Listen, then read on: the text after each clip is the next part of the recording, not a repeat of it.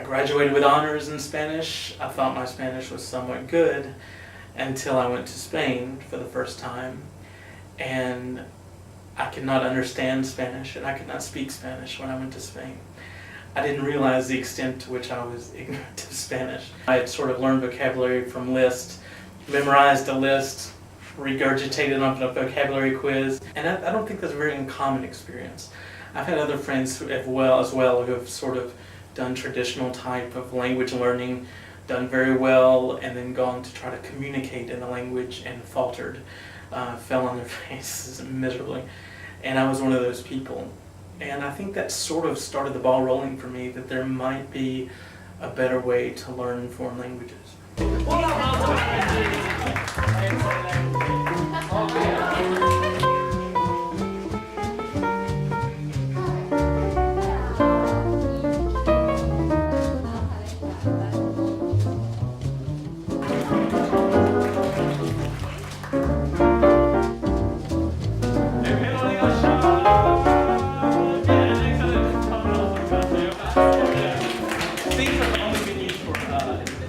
Classroom purposes. I'm never I have actually a pretty big background in language acquisition. My undergraduate degree was in cognitive science, so I learned a lot about neural networks and how you can apply the theory of neural networks to language acquisition. And from that perspective, children make errors, and errors are part of the process of learning a language. It just made so much sense, because the way that children learn language, they learn so much about communication before they ever say their first word.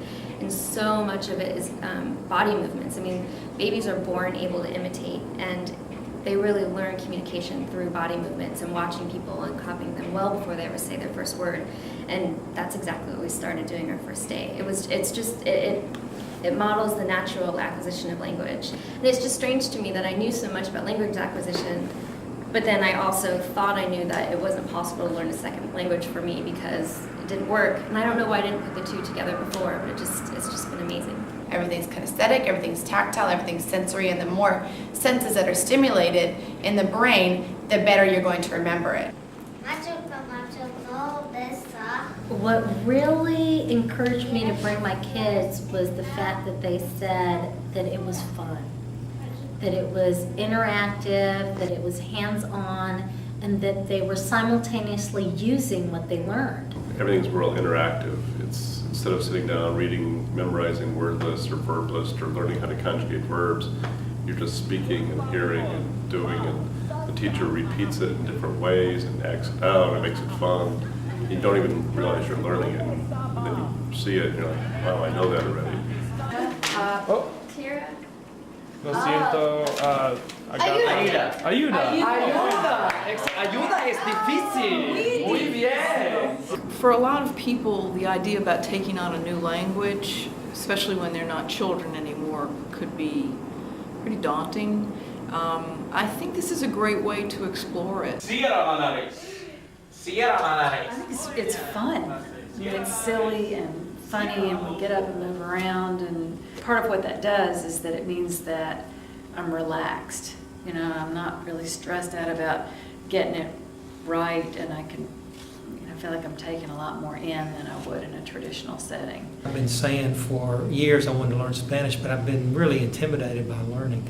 But the fear factor is gone as far as learning language, and it's such a relief to be in an environment, an education environment, or where there's such support.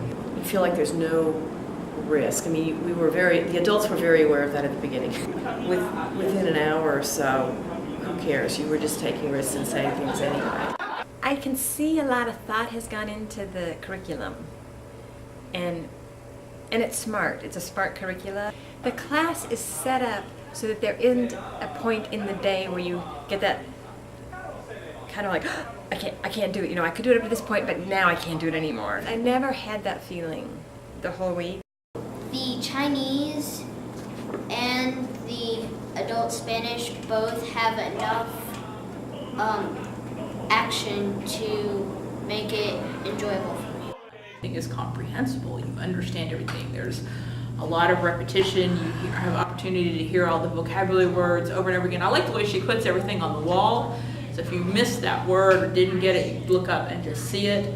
She also points to all the words on the wall, and if she notices somebody's having trouble with a word, she will go back up to that word. It's challenging, but not in the sense that you sit there and think about it, because